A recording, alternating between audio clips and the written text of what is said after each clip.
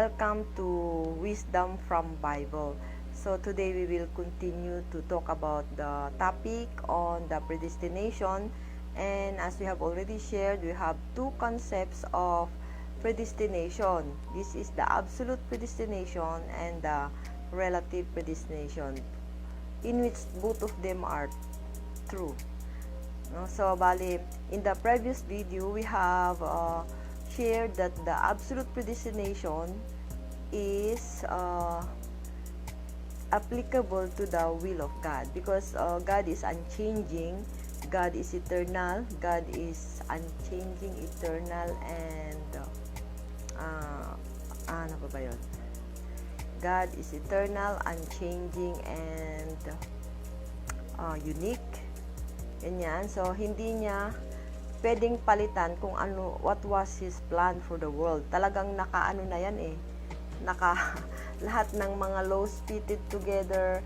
You know, the different laws in the universe, in the natural laws, they are fine-tuned. Pale, talagang exactly kung paano sila, alam mo yung mga formula na na-discover ng mga scientists.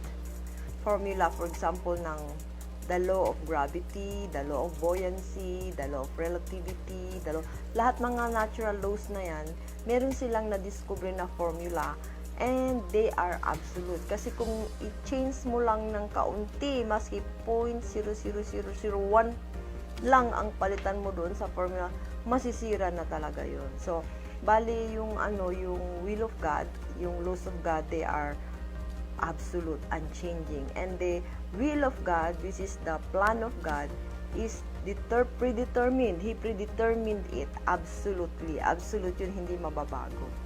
Ganon. So, kaya nga, lahat ng mga ginawa ng Diyos is a part of His plan, including yung mga angels, including lahat ng tao, included lahat doon yung mga animals, included lahat ng mga plants, everything is included in that plan. And that plan is a very beautiful world, a very harmonious world, interrelated tayo sa isa't isa. Ganon, bawat isa is existing, but at the same time, we are also existing for a greater purpose, a higher purpose, which is to, final is to be with God, to be the children of God, ganyan. So, ganun yung yung eternal, yung unchanging plan of God, and that is the absolute. It is absolutely predetermined that the will of God, ganun nga matutupad. Tutuparin niya. Sinabi nga niya doon sa Isaiah 46:11, doon sa previous video natin, na sabi niya na, I have spoken, I will bring it to pass. God said like that, I have planned and I will fulfill it. I will do it. I have spoken, I will bring it to pass. I have purpose and I will do it. So, very siya, very determined. Talagang gagawin niya. Kaya nga, maski napakatagal na ng biblical history natin, is more than 6,000 biblical years na, hindi pa rin gumigive up ang Diyos, di ba? God is still doing everything He can para ma-fulfill yung according to the principle na ginawa niya. According to the principle that He also created. Ganun. So, kaya nga nung nagkasala si Adam and Eve, immediately He made a plan to fulfill yung niya. This is the plan of salvation, or the plan of restoration, the plan of recreation. I-recreate niya ang mga namatay na mga anak niya. Ganun. Para bang yung it's not easy, di ba? Kung ini-imagine ko nga God is a God of love, di ba? God is a God of heart. Tapos, mahal na mahal niya. Of course, He created everything in order to express His love to them. Pero yung pagbibigyan niya ng love niya, biglang namatay. Sabi, hindi naman kunwari na coma. Ganun, nakikita niya, pero hindi niya makausap, hindi niya wala, di ba? Parang ganun. So, bubuhayin niya yung binubuhay ng Diyos, yung mga ganong klaseng anak. Through the providence of restoration, which is still the providence of recreation, according pa rin sa principle niya. Ganon. So, talagang absolute yung will of God. Ngayon, ang topic natin for today is the relative predestination for the accomplishment of God's will. So, bali yung will niya is absolute, pero the accomplishment is relative to the accomplishment of man's portion of responsibility. Diba sa mga unang mga videos natin noon, yung mga nauna-una pa noon, nabanggit natin na ang will of God, the will of God can only be accomplished pag nagsama yung effort ng Diyos at saka yung effort ng tao. Of course, God's effort is great. Diba? Siya yung gumawa ng lahat, siya yung nagplano ng lahat, siya yung architect, siya yung engineer, siya yung lahat, siya yung construction, lahat yung scientists, mathematicians, lahat. Siya lahat yun. Ano naman yung atin? Maliit lang, sundin lang natin kung ano yung utos niya. Ganon. So, si Adam and Eve noon, sinabi lang niya na, sige, kayo do not eat the fruit. Kasi if you eat the fruit, you will surely die. You will certainly die. Ganon. So, yun naman ang gagawin ng Adam and Eve noon, ni Adam and Eve, just to follow the will of God, just to follow the words of God. Yun yung responsibilidad ng tao. And if man fulfill that responsibility, for sure, the accomplishment of God's will is already done. Tapos na sana, na-accomplish na, na-establish na sana yung gusto ng Diyos. Na si Adam and Eve may makakreate ng family, an ideal family centered on God that will expand to society and will expand to nation, world, and finally the whole world will be filled with tao, with people who are connected to the lineage of God. Pero unfortunately, hindi nga nangyari yun. Why? Because man failed to do the portion of responsibility. Kasi sa principle din ng Diyos, ang ma-accomplish lang yung kagustuhan ng Diyos pag gagawin ng tao yung kanyang responsibilidad. Meron palaging responsibilidad ng tao. Of course, God wanted to save everybody. Ayaw niya na merong pupunta sa kasamaan. Ayaw niya na may pupunta sa hell at mag-suffer ng forever with Satan. Even si Satan gusto niyang isave. Diba? Satan is also a part of his creation. And Satan has a role na magandang role niya. May role siya na dapat niyang gawin. Babalik lang siya dun sa position niya and then everything is okay for Satan. Diba? Ganon? So, meron din plano ang God na. So, kasi yung original plan of God is absolute.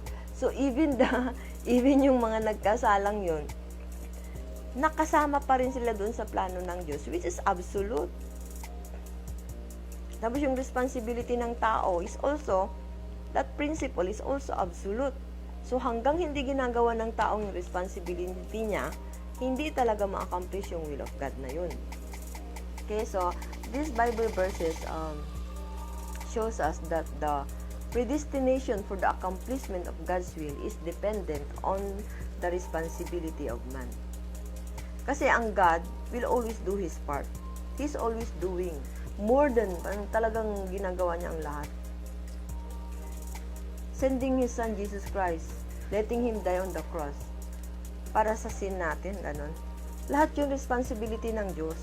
Maski pa ilang taon na, ilang anak na ng Diyos ang namatay, kung tayo hindi naman tayo marunong magsisi, hindi naman tayo marunong pumunta sa Diyos, hindi naman tayo marunong humingi ng patawad or humingi ng sabi nga, anybody who will ask will receive, ganun, di ba? Kung hindi naman natin ginagawa yung part natin, wala. Maski ilang anak ng Diyos pa yung mamatay para sa atin, walang mangyayari pa din, di ba? So, ganun. So, pati dito, sabi ng God, if you eat the fruit, you will surely die. But if you don't eat, of course, they will live.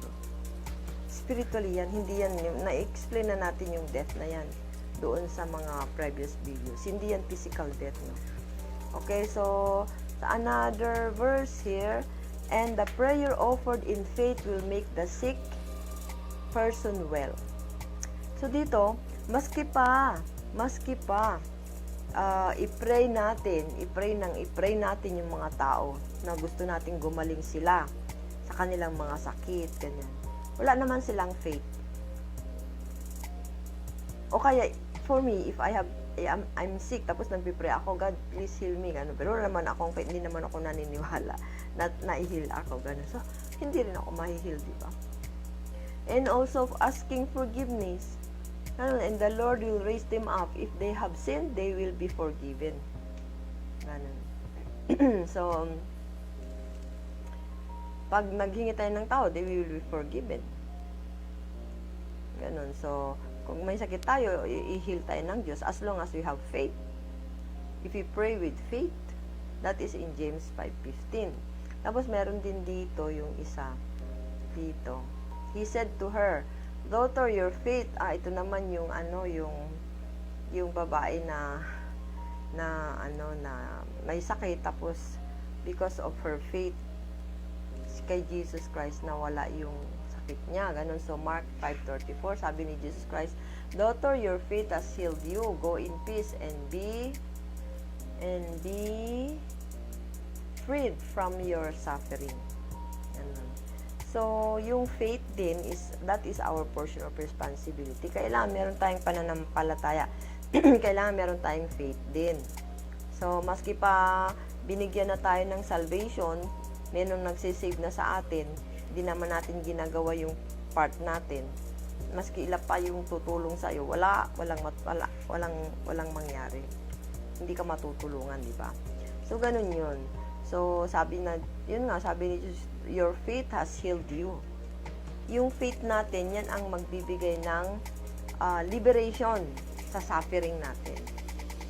So maski pa gaano kadami na yung tulong na ibibigay ng Diyos sa atin, kung hindi naman natin ginagawa yung part natin, which is to have faith.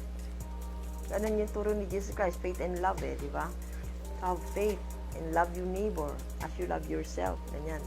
Love your enemies. Ganyan yung mga gospel of love. Ganyan ang tinuturo ni Jesus Christ. That if we do not do that, then maski ano pang gawin ni Jesus Christ sa atin, namatay na siya, we cannot be saved.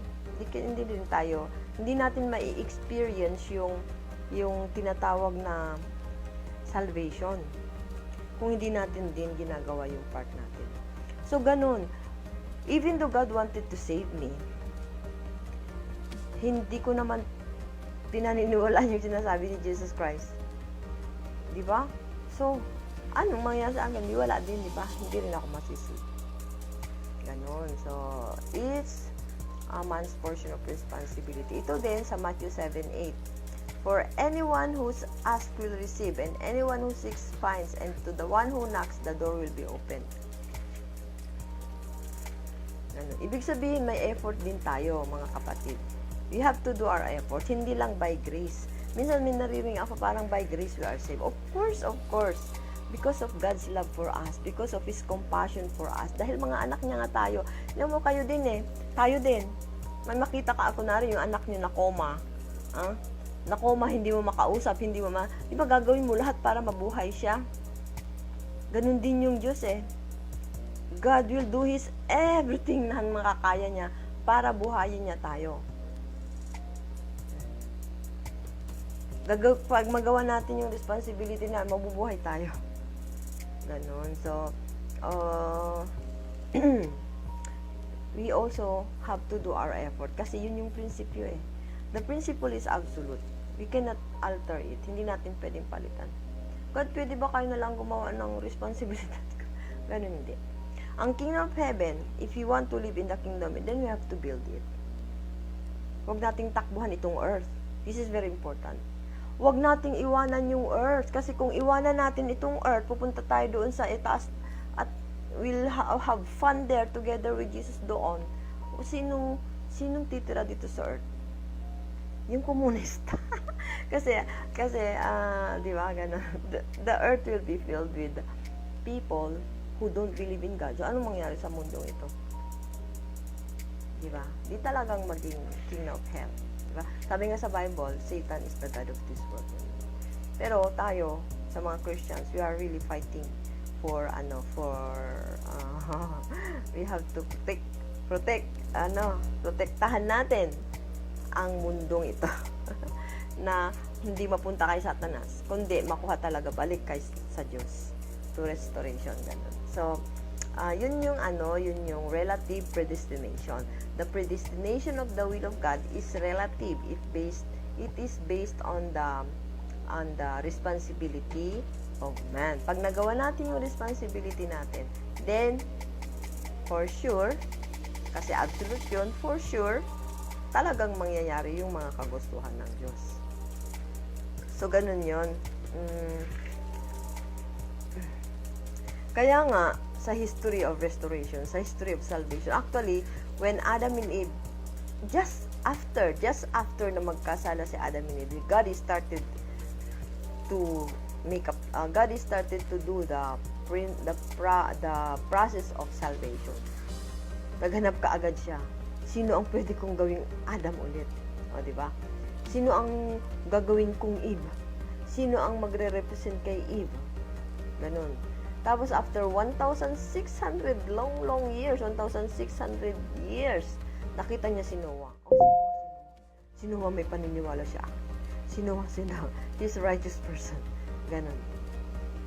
So, he chose Noah. Tinawag niya si Noah. Noah, gumawa ka ng arko. O ginawa niya yon. Ganito ang gawin mo. Ang ganitong wood ang gamitin mo. Ano pa? 3 palapag, 3 stories. First, second, third floor, ganun. Tapos, ilang bintana. Saan mo ilalagay yung door niya? Saan ka gagawa? Sa tuktok ng bundok. Diba? So, lahat yon in faith. By faith, ginawa ni Noah. Alam ba ni Noah saan niya gagamitin yung barko na yun? Hindi naman kaagad sinabi ng God na magkakaroon ng flood. Pagkatapos ng nagawa yun, tsaka niya sinabi na magkakaroon ng flood. So, ganun. So, just after the fall of Adam and Eve, meron kaagad plan ang God how to save people.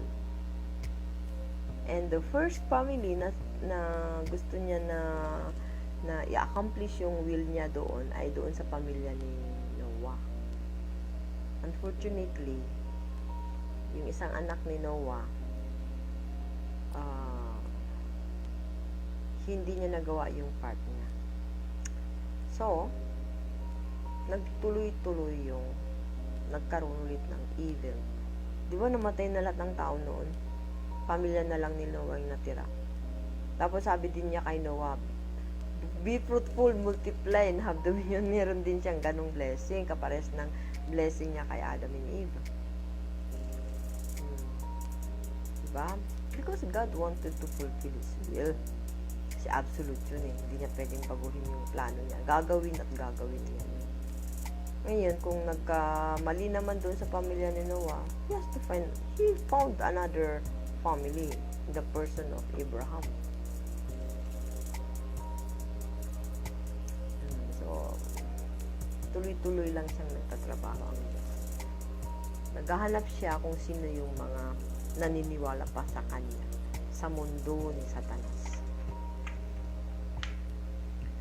When Adam and Eve fell, they created hell by creating a family na may kasalanan. Diba? Sa pamilya ni Adam and Eve pa lang, nag-umpisa na yung murder. Okay. Hate. Siguro si Adam tsaka si Eva nag-aanuhan sila. Nagtuturoan sila. Ikaw kasi kinain mo yung yung ganun, diba? So anyway, ganun yung nangyayari. So we have to understand na yung responsibility natin is needed in order to accomplish the will of God. So marami, pati yung John 3:16, di ba? Dito pa rin. Ilagay ba kaya yung John 3:16 sa Bible? Ay, wala. So, pati yung John 3:16, di ba? Sabi nga, whoever believes in Him, that God so loved the world that He gave His only begotten Son, that whoever believe in Him will not perish but will have an eternal life. Ay, yung lang maniniwala. yun lang mag-accept sa kanya as as personal savior, as a savior. At mag-proclaim na siya ay magbabago na, nagre-repent na rin siya, magbabago siya. Siya lang yung masisave. Yun lang.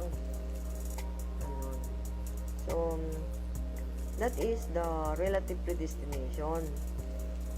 No? So, applicable yung relative predestination na yon sa fulfillment of the will of God. Yung accomplishment of God's will. Ganun. So, I think hanggang dyan lang tayo. This kind of responsibility of man is really of utmost important to accomplish the will of God. It took thousands of years sa kahihintay ang Diyos kung sino sa mga tao ang makakagawa ng responsibilidad niya. Of course, marami nang gumawa, pero hindi complete yung iba. Kaya nga wala pa rin Kingdom of Heaven hanggang ngayon. Diba? So,